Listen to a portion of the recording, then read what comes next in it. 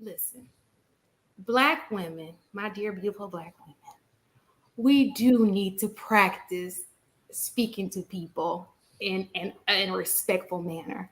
We have our tongues, even not just the Black men to each other. We do need to practice how we speak to people. Not all of us, we know that, but we know. Y'all know what I'm saying. But see, this is the thing. I think it's two things that were missed in what she said. I don't think it was manipulation versus, again, how to speak to somebody. When she was saying she didn't trust him, asking yourself, well, why didn't I trust him? And it turns out that maybe the trust had nothing to necessarily do with her, but more so her anxiety. And in a way that she said that was, listen, I trust you to get us there. So that trust is incorporated in a matter of, even if he has to push, he'll get it there. But it really is about, why am I feeling the way that I feel about me not trusting him? And her to express that and say, you know what, I trust you to get it there, but it makes me have anxiety. I'm going to be worried the entire time that we're on there, and I don't want to feel like that.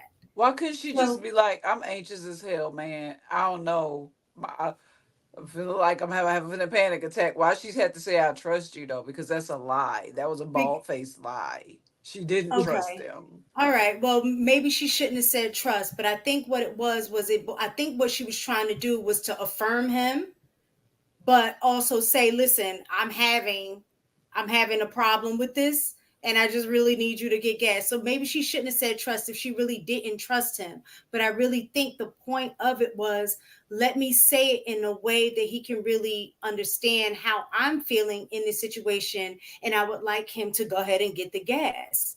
That, I think that was one thing. And then the other thing too is about the understanding the dynamic of saying, well, you're willing to, if you are a man, right, and your job is to protect, provide, whatever, that we say, and you're willing to take a chance of putting us in a situation of running out of gas, where you have to push the car, which is unsafe for you, unsafe for the other people that are in the car. To me, that's not a rational decision as a man thinking about protecting and providing. You will put the gas in the car. You will make sure that the gas is filled up before we are driving anywhere. That to me speaks more volume about the role that he played in that. The fact that she even had to think about, let me think of a different way to say, man, I'm feeling unsafe, or I don't really trust your decision. We need gas in the car. She shouldn't have even had to be put in that situation. The gas should have been in the car. Let's get Shannon. Thank you. Because I'm just like, no, my bad. No, but she kind of hit on a point I was trying to say. I think that it's different when you are making a decision and it only affects you, right? If you're making a decision and it's affecting other people, it's kind of inconsiderate. If you see it could be traffic can pop, especially in Atlanta. You can sit there and try that little gas and that traffic hits you and you like, oh shit. You know what I'm saying? Anything can happen, and you run out of gas. Like, who wants to be inconvenienced by that? Just stop and put the gas in the car. I do think that her words, I do think that, listen, Black women, my dear beautiful Black women, we do need to practice speaking to people in a respectful manner. We have our tongues, even not just the Black men to each other. We do need to practice how we speak to people. Not all of us, we know that, but we know. Y'all know what I'm saying. We do need to practice that, not just to our men. Of course, your men get special treatment, but just to people, period. So that's an overall issue that we do need to address amongst ourselves, to better ourselves, right? But I do think that there is a certain way when you need things, not just that car situation. Maybe you should maybe it's not something of this magnitude, but just something you need him to do. It can be like, oh, baby, you've been complaining about your stomach. I know you don't mind, but it will make me feel good if you go to the doctor and get that checked out. Sometimes these methods work in so many other different areas. Just having, knowing how to talk to your man so he can receive it well and he can do it sometimes not just for himself, but for you. Sometimes he'll rather do it for you than for himself. And it may benefit him in some type of way. So I don't know. I don't know. See, I believe that out of the kindness of your heart, you actually feel like that, because I'm that way. There's some people out here that's faking it to get their way. That's all I was saying. And that's manipulation. That's all I was saying. Oh, God. Okay. So, and as far as the yes. Sorry. I was going to say it might be your. Go ahead. What were you about to say? No, I was going to say it might be your cooking why his belly hurting like that. He might not need to go to the doctor. And that's something we need to. And that's something we need to know. So we need to go talk to the gastroenterologist, and she needs to say, you know what? It's that pork that you're putting in his greens. I don't know. No, Shane can't cook. Shane can't cook. That's it. Shane cannot cook. Look, so and to go back to the others, because I kind of lost. I have an emergency situation going on, and I'm having to answer the phone. But going back to the other situation with the young lady who I think that I don't know many women who marry for the right reasons, who if something were to happen to their spouse, they wouldn't step in. I think if people have a problem with if he coming in that way. Like he's not necessarily anything's wrong with him. He's just lazy. But this is a situation where I'm married to a man. He's down on hard times. I love this man. So I'm going to do my part. And then in return, he was doing the house stuff. And she didn't have to come home. She said she came home to a clean house. He had done all these things. So he was able to take the things that he could do off of her plate to try to help her. Sometimes that's not the situation. And to you, Hank, let me just say this.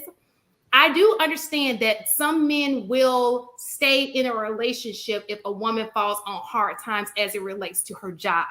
But research has shown that if something were to happen to her health and it were declining, men are more likely to divorce a woman than women are to divorce a man if there were a terminal illness involved. And that's research. So I agree with you when it comes to not being able to work, but as it relates to if her health is declining, let's just say maybe she's not able to have sex with you as often, or she's just, men typically are more likely, they are not all of them, because we know there are great men out there who are great husbands and they're going to stick it by there. I know a few, but they're more likely than women to leave a situation if there's a terminal illness involved with their spouse. So that's all. Again, I'm sorry. You just want to fight, Shane. I see what's going on tonight. I love me some Hank. I don't blame you. Can I just add one more thing, Lapeef? Yeah, go ahead. And I just wanted to say this, and this may sound very abrasive to a lot of men out there who listen to this, but the whole conversation of, when I saw that clip of, what a women have to think about the way they communicate to their men, it makes it seem like as men we're too weak to hear the unfiltered and raw thoughts of women. And then for me, just be upfront. Just be upfront to the person you're in a relationship with. But the most important thing for me is just if you're with somebody you respect, you adjust accordingly. And that's both men and women. And that's also people in our lives. When I come across people I respect in my life, people on this panel, people in my general life, I adjust accordingly because I treat people with respect with dear reverence, especially the way I talk to them. Right, it's natural for me. So a lot of times when you have this conversation, I hear women talk about, I need to adjust the way I talk. It just seems like to me that these men are too weak to hear your real unfiltered thoughts, or they can't handle it. And I think as a man, if you're a man, like we're not afraid of opinion of a woman. Right now, if she comes across you in a disrespectful manner, that's something as a man you have to address. Then you have to recorrect, and then the relationship moves on. I just don't believe in this because I see all these clips online where people have to think about like methods, strategies, manipulation things to try to talk to your man. It just seems like that man can't handle your opinion. I call myself a man. I can't handle a woman's opinion. It just doesn't make sense to me. So I think we can solve all this is just being real upfront. I'm real upfront. I expect my woman to be real upfront. But if I am respectful as a man, and then she's also respectful to me, then we're naturally going to treat and communicate to each other naturally, even in situations where we have disagreements, because we are going to make mistakes. But generally, sometimes when I see this conversation happen, it's usually towards men that they don't respect, and they have to have the conversation where they feel like that they can't communicate their unreal, unfiltered thoughts to these men. But when I see women with men who they absolutely respect, they communicate with them accordingly, even in disagreements, even when they have problems like the example you just brought up about the tank of gas, right? But sometimes I just see online, all these things that we see online, I don't think it applies in real life, me personally. But I just see it for me is sometimes when I saw those clips and those conversations, it just makes it seem like as a man, we're just so afraid to hear what our women really think, and we can't handle it as men. And I think as a man, like if you're in your masculinity, your opinion is not something that's not. I'm not afraid of your opinion. I want you to hear your opinion, and I'll address it accordingly, depending on how you talk to me, and then life moves on. I just wanted to say that because I know it may be abrasive, but it's just something that I see for a lot of guys online that they're so afraid that their women speaking the real thoughts, so they want their women to change how they speak to them instead of just being real, unfiltered, and raw, and handle yourself accordingly. But that's just me.